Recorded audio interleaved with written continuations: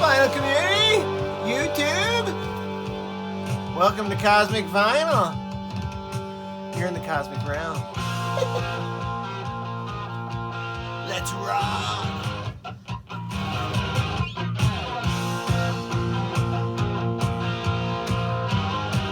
What's going on, y'all?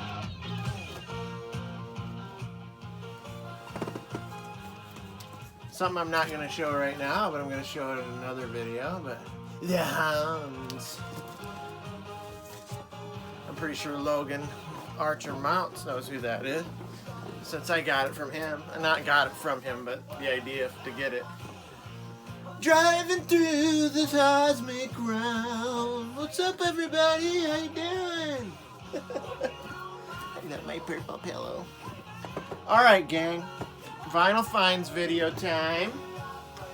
Also gonna touch on some St. Louis record show purchases that I got, and you know, I don't think I really gave the whole thing about the St. Louis record show in my meetup with Dan from Dan's Vinyl channel.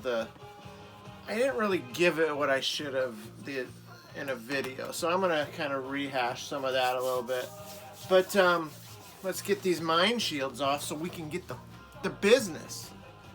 Got my glasses right here, ready to rock. Get these suckers off. Man, it's been a long few days, I'm telling you, people. I don't even know if I should take these off. I might explode my mind. I'm scared, people, I'm scared.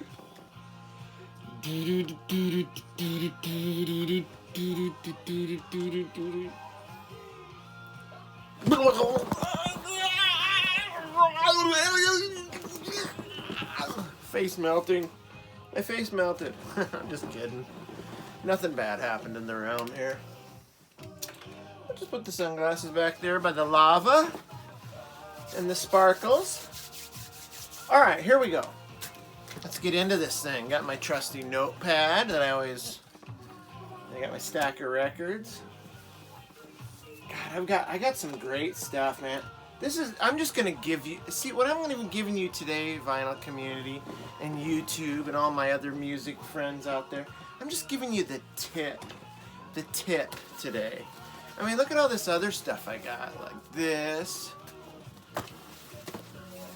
I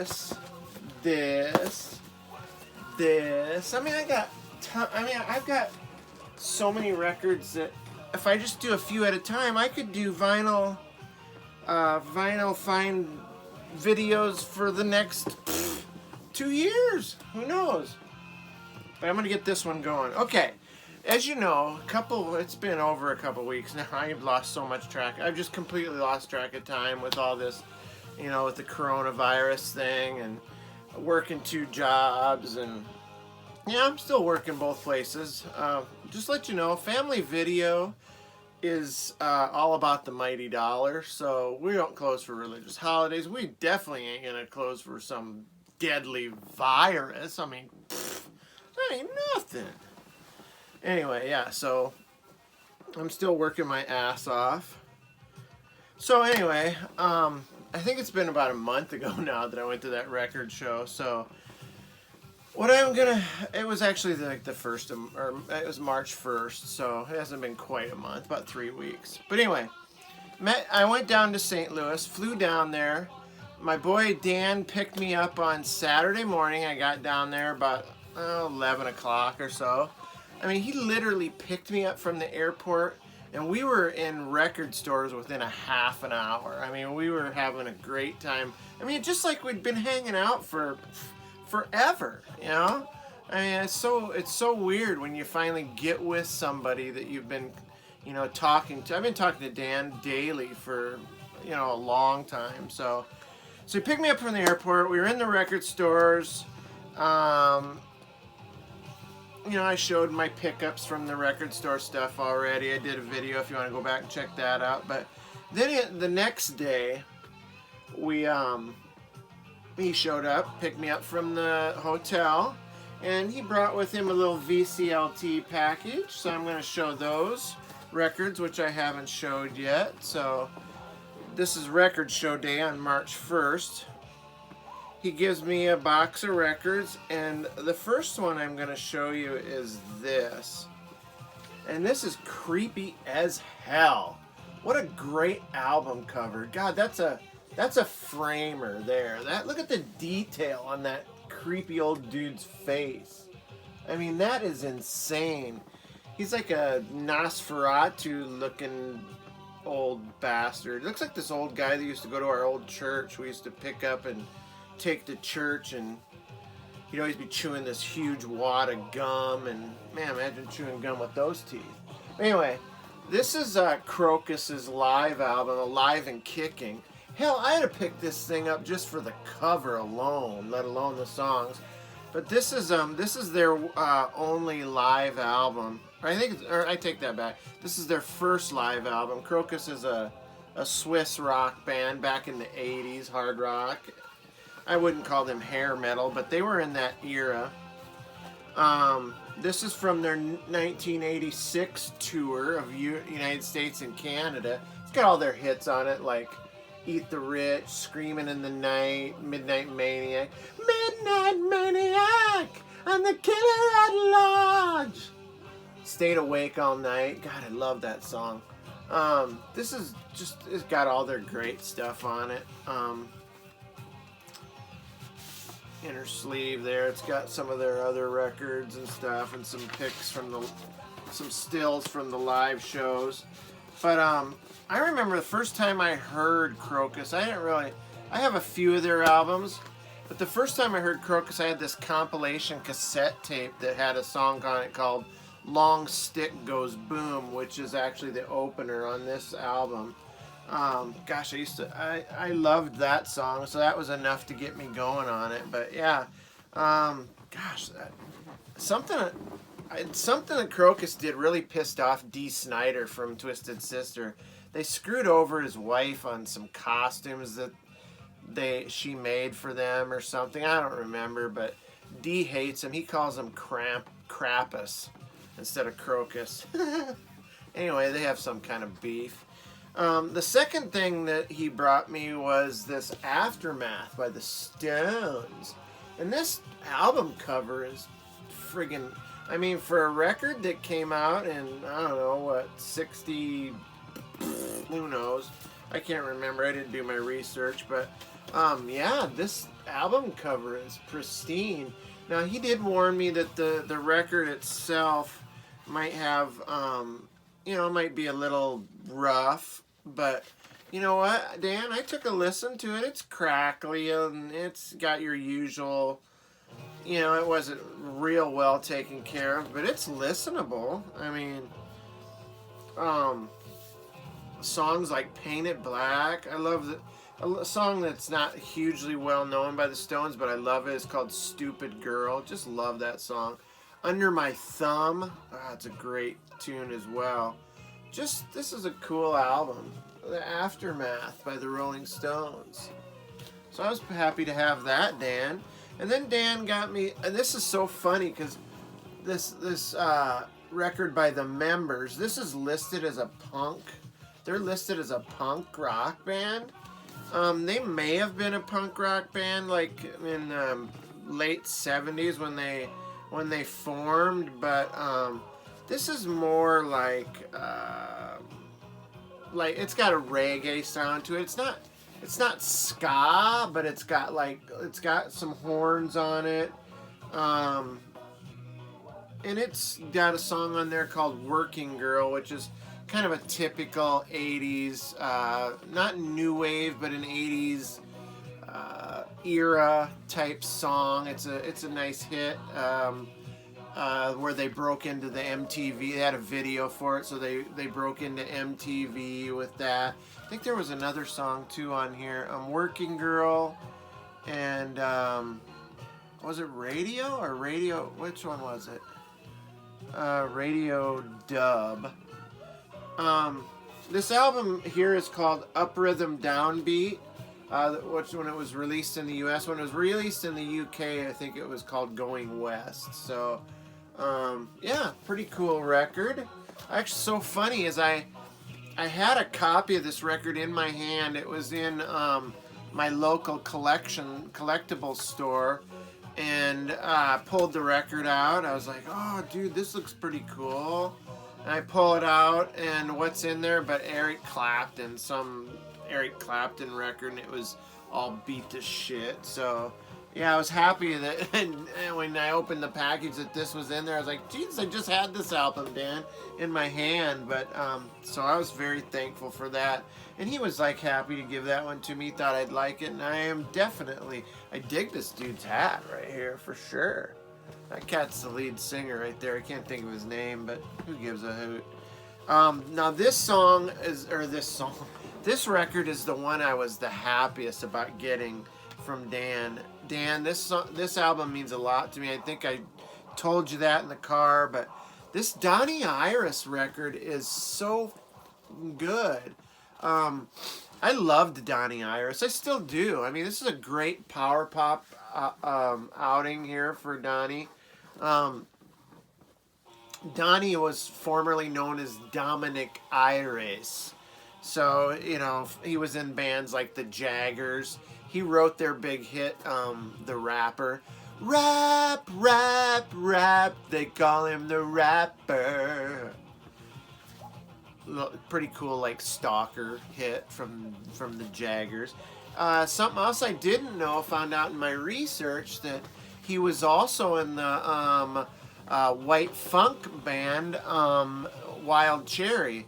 Now, he did come into the scene after their album that had Play That Funky Music, White Boy.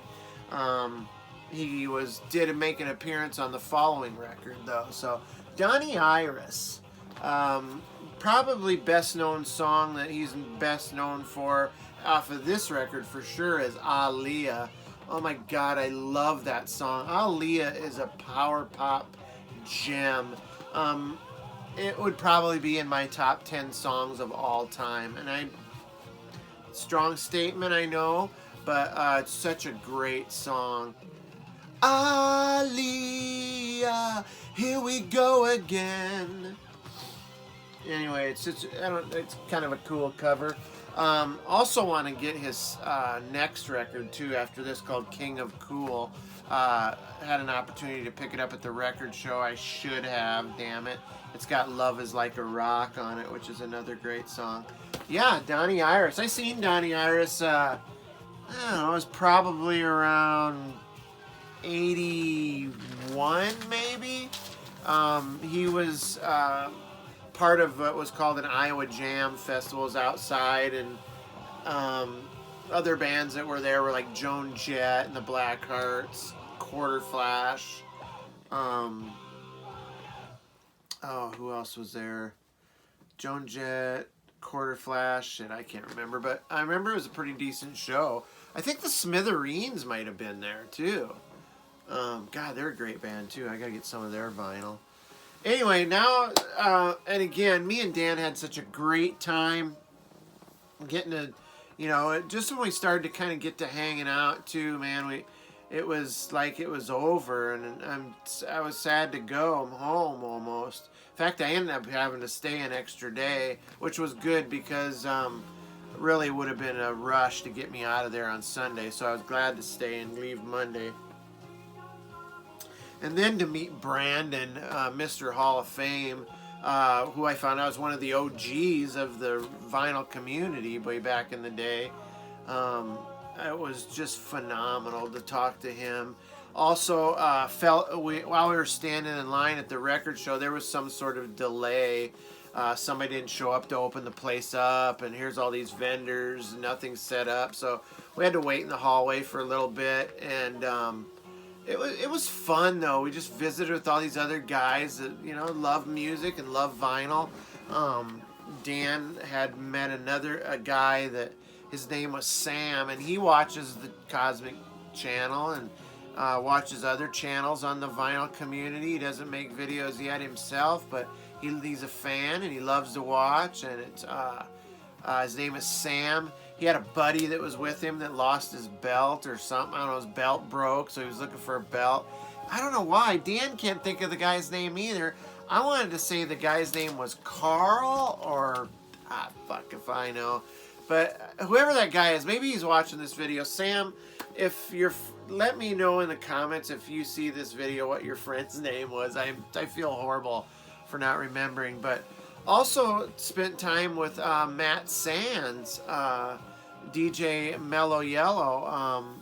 Has his own record store, kind of in the down in Missouri, and I'm not sure what town he said, but yeah, it was super great to meet him, and I'll talk about him in a little while too, because one of these records we had a discussion about while we were there. So I'm just gonna move again. I want to do more Marvel.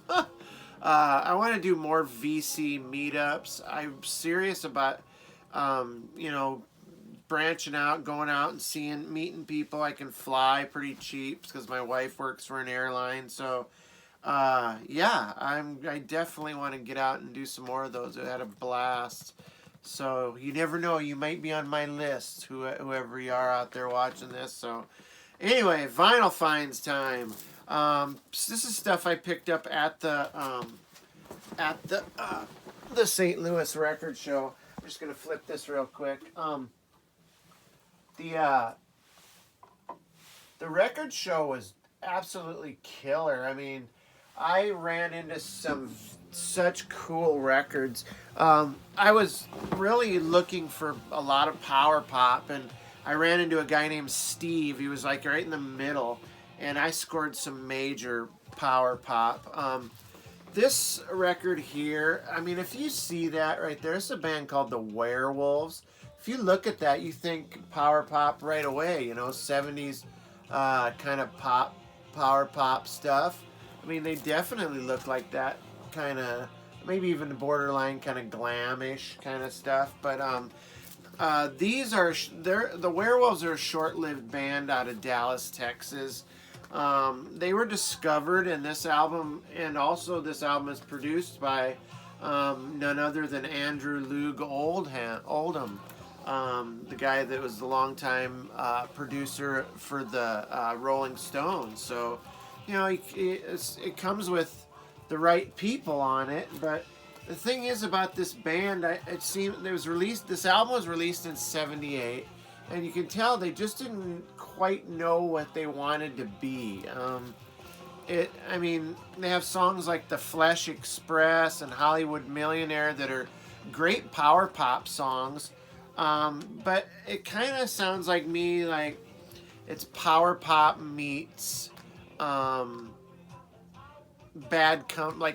a light Bad Company light, and maybe some country rock leanings in there. Throw in some bluesy, some really polished bluesy rock, maybe, and some jangliness like maybe REM kind of stuff. It really hit, and then you confuse things by putting these guys on here like all glammed out. They definitely got makeup on. Their hair is all feathered, and I mean, it's kind of deceiving actually.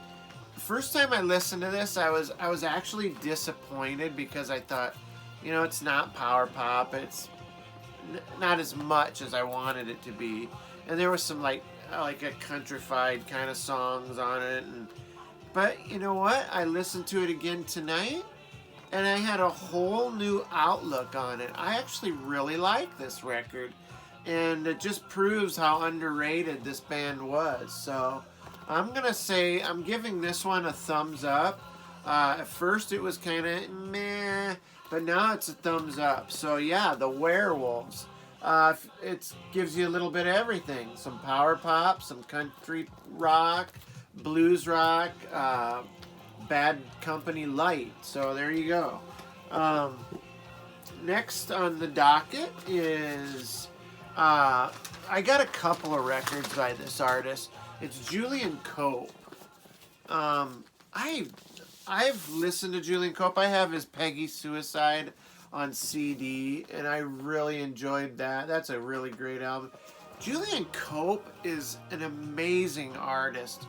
And I ended up picking up World Shut Your Mouth, which is his first solo effort. I also got Saint Julian here. So I'll talk a little bit about both of those. Um, he's an English museum. He's a museum. No, he's an English musician. He's also an author. I believe he's written like a bio, and he's also written some other books. He's an antiquarian, collects antiques. I assume that's what that means. A musicologist. He's also wrote a book about. It's kind of one of those books that, oh gosh, it tells you like you know those books that we get where it tells the greatest psychedelic albums of all time. He's got a book like that. I can't think if it's like a new wave or something I think it's krautrock, to be honest. But anyway, I think he's a genius. This album right here, the song "World Shut Your Mouth" is not on this album. That comes later, but this is kind of. I think I should explain this first. He kind of had a problem. He took a lot of. He was almost labeled one of those acid casualties, kind of like a Syd Barrett or a Roky Erickson. Because during his time with his former band Exploding Teardrops, Teardrops Exploded, he did a lot of acid. He became like eccentric and he had some weird behavior. On one record he appears in nothing but he's laying in the sand with a literal tortoise shell over him. And, you know, this is during a time where, like, U2 was releasing their serious rock albums, and rock was united to raise money for, you know, for Live Aid and stuff. And then he's going off the rails, Julian is. And finally, he retreated from public life, and people gave him the stigma of being like a casualty to his LSD use. So thank God when he was on his retreat, he came back with this. This album was written during that time. It's very introspective. It's very, very surreal, as you know, he's coming out of his acid cloud or whatever, and you know, he's an artist, man. He went through some shit, so then he's gonna write according to how he feels. So songs, examples of that are songs like let's see, Sunshine Playroom and Head Hung Low or Head Hang Low. So yeah, good stuff. Sunshine Playroom kind of touches on his eccentric collecting of vintage toys. So hey, we all collect, right? I mean, that's just the way we are. As humans, we're collectors, and some of us more so than others, as you all know how we are here with the vinyl. But anyway, this is great. This is released in 1984. At the time, it probably seemed out of touch with what was going on in the world, like I said, as far as music goes. But again, it just shows an artist, you know, writing his personal stuff through his music. And it's ahead of its time, and now people really appreciate this record. There's a song on here called Collie Kibber's Birthday. It's kind of almost psyche. It's just really a cool song. Yeah, there's a lot of great stuff on here. It's new wavy. There's some poppy stuff. Kind of psyche, but not in a 60s psych way. Just in the fact that it's very creative and ethereal and stuff. So, yeah, World Shut Your Mouth by Julian Cope. I dig it. That's a thumbs up. Saint Julian, also by Julian Cope, is another one that has a thumbs up for sure. You see him there taking the Jesus Christ pose in the middle of a junkyard there, as he is the Saint Julian. I'm not sure what's going on here. He's got something in the slag and the fire there. So, but this is his third solo record. New band, new record label. The other one was on Mercury. This one is on Island Records. The opening track is World Shut Your Mouth. And it is just a hard driving, great pop song. Amazing. It's like a great 80s pop song. Compared to his other two releases, this stuff is way more better produced, more just seems like it's more put together, more organized. So anyway, he played rhythm guitar. He's lead vocals. He also played keyboards on this under the name Double D Harrison. So kind of a weird pseudonym to use you could have just said he played keyboards. I don't know what's the deal with that. Maybe still his eccentricness coming through there. So, but yeah, this is some of the songs on this were written as Teardrop Explodes songs, like Screaming Secrets and Space Hopper, both great songs. Kind of like I said, new wavy 80s-ish synth rock. But then there's like some real good, like just straightforward rocker stuff. Finger snapping, swinging dance tunes. Just great stuff to dig on. Pulsar is just like an in-your-face rocker. But my favorite song on this is definitely like a psych-driven gothy song called "A Crack in the Clouds." It's the last track on side 2, and it closes this record out with some just amazing song. It's just a trippy goth, haunting, just a great piece of art. So St. Julian gets a thumbs up from me as well. There's a picture of him and the band. Go on YouTube, check out the video for World Shut Your Mouth. Some good stuff.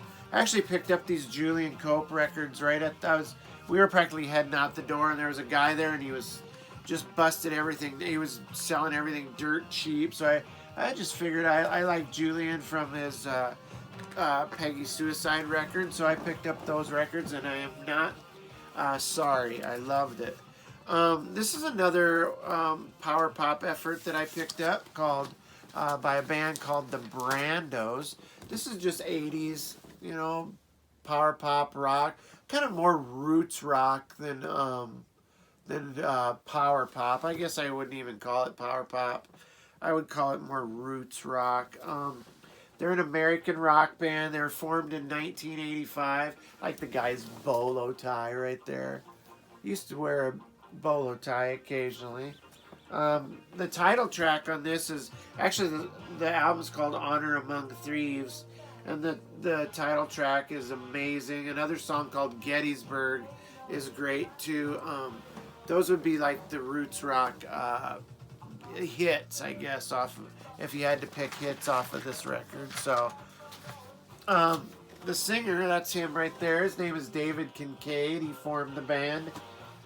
He has kind of that kind of scratchy but raw, like throaty vocals. Maybe not as raw as, say, the guy from the Sonics, the garage band, the Sonics. Although they do a cover of Strychnine on this, which is actually quite good. So you take his not raspy, but just that kind of vocal that's raw. You take those vocals and you match it with the ample musicianship of the band, and the Brandos is just a really good outing. It's a great listen. It's not a rare record, but I rarely see it. So when I seen it, I picked it up. Figured it'd be a good $3 well spent. It was. So now I'm an owner of this Brandos record, which I highly recommend. If you can pick it up for $5, I mean, it's definitely worth that. So now here's an artist that I've always knew of and always liked. Probably knew of him even when I was a younger kid. probably more for his song called Hot Child in the City, and that's Nick Gilder.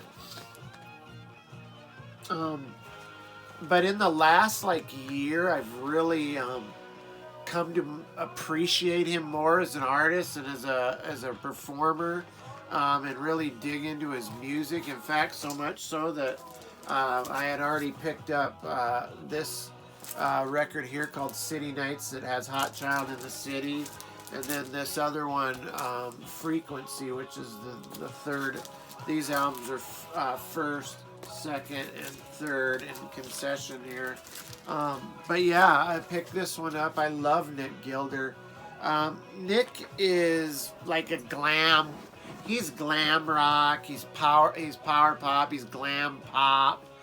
He's just an icon in that. And God, I seen him on a video a few years ago.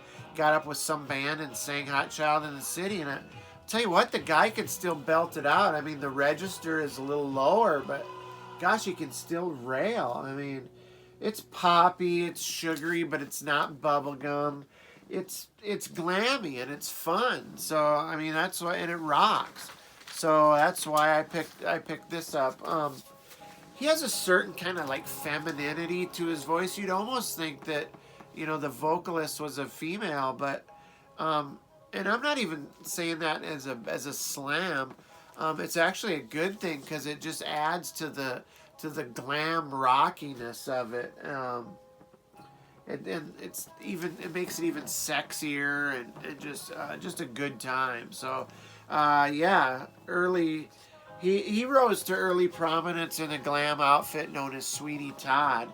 In fact, I did not know that until I seen a power pop video by the Music Ma'am, Rachel, and she talked about him being in Sweeney Todd, the glam band, a power pop band from Canada, which had a very young Bryan Adams in that band as well. So that's what he was in before he went on to come up. This is his first solo album called You Know Who You Are.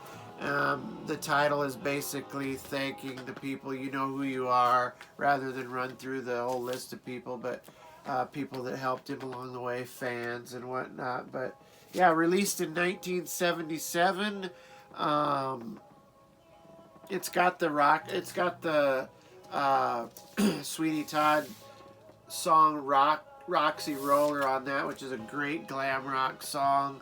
The opening track, All Across the Nation, The Wheels Are Rolling, it just kicks in. Great dance, power pop, pop song. Just a beautiful rock, pop, glam record. Some good stuff here.